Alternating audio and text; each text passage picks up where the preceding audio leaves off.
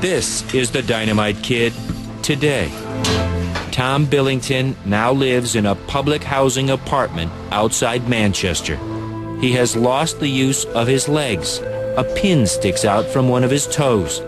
He readily admits wrestling did this to him.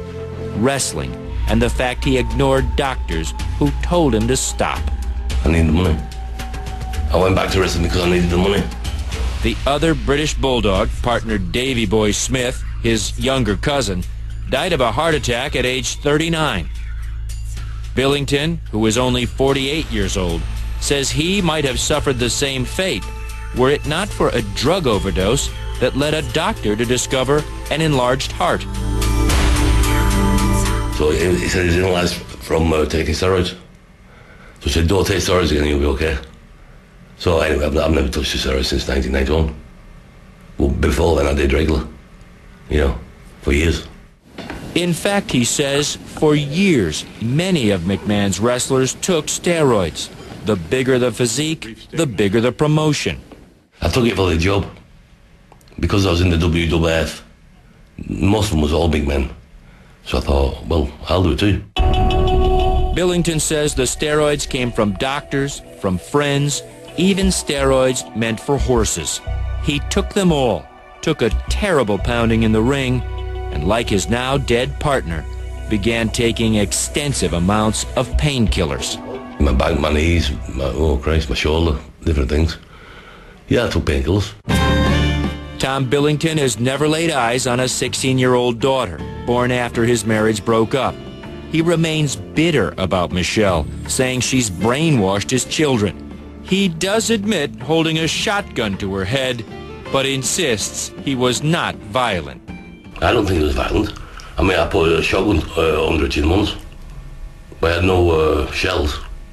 I only pretended that. This is the man Chris Benoit idolized. Shortly after Benoit's death, a British newspaper quoted the Dynamite Kid, harshly criticizing Benoit. "We've all been through it," Billington is quoted, "but we didn't take it out on our loved ones." He told us maybe it was the drugs. It can make you aggressive, the steroid. But I don't, well, personally, I wouldn't, you don't want to kill your bleeding kid, would you? Or wife, whatever. Coming up, new revelations about Chris Benoit's death and the Benoit family's search for answers. I said to my wife, I said, it's our only hope.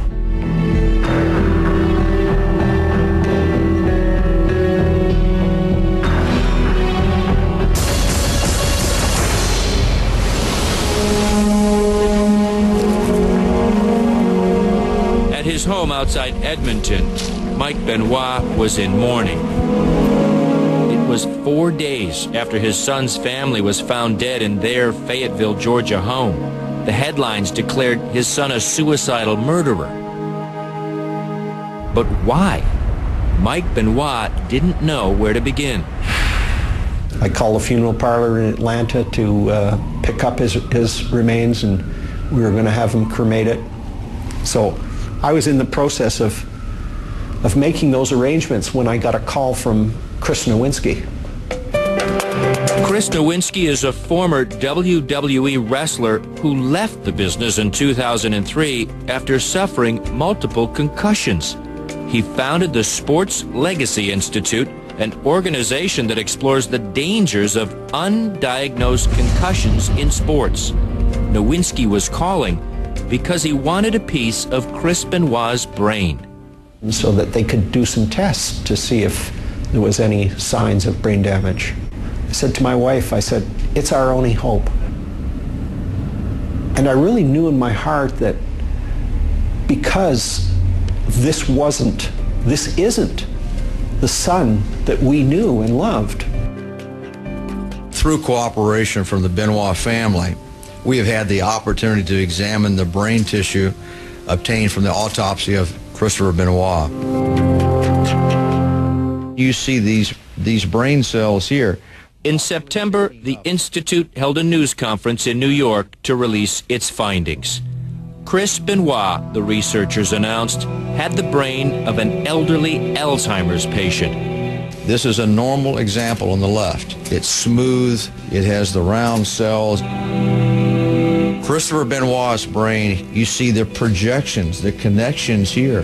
The slides reveal severe damage throughout all regions of his brain tissue, attributable to multiple undiagnosed concussions.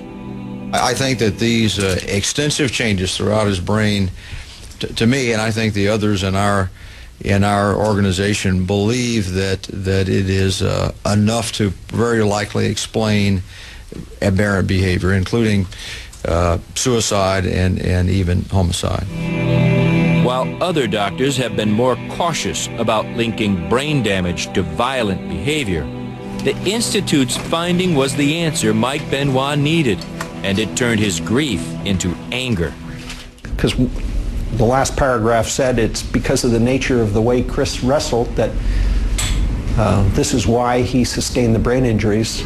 So they were basically blaming my son for this. Like the Dynamite Kid he idolized, Chris Benoit was a wrestler's wrestler. Small in stature, he made up for it with soaring maneuvers, including his trademark, the flying headbutt. Chris Canyon says Benoit would take the abuse for the love of the show. So me and him wrestled each other a bunch of times, and it was never about what can I do to you to make me look good. It was what can we do together to make the match look good. And looking good meant taking real hits to the head. Although the McMahons are aware of some of the Institute's findings, they say they have not yet studied the report.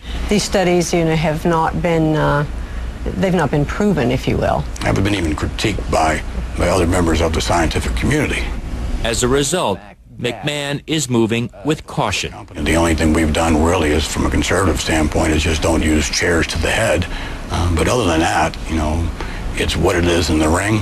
Accidents do occur. It's not ballet, as they say. He did have some kind of brain injury, to get back to that point. I would think from a business standpoint, Mr. McMahon, you would be concerned about that, if you are concerned about your wrestlers. There's no question we are. We're concerned about everything. But again, you're frying me with facts, if they are facts, that are after the fact. The fact is, there is mounting evidence across all sports that multiple concussions can have devastating consequences. But McMahon just doesn't buy that concussions drove his former champion to kill. The findings themselves state that Chris Benoit had the brain of an 85-year-old man with dementia. And I would suggest to you that from a layman's standpoint, Chris Benoit could not do what he did for a living. He could not function as a normal human being. He couldn't even go to the airport if, in fact, that report were accurate. Still ahead, is there a gaping loophole in the WWE's drug testing program? My 3-year-old could drive a freight train through it.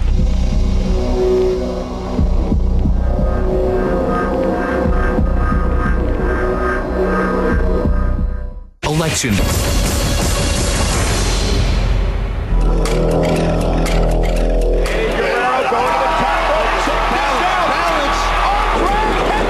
On November 13th, 2005, wrestler Eddie Guerrero dropped dead of a heart attack in a Minneapolis hotel room. He was 38. A coroner determined the death was due to heart disease, but noted a history of anabolic steroid use and narcotics. Another WWE star dead before the age of 40.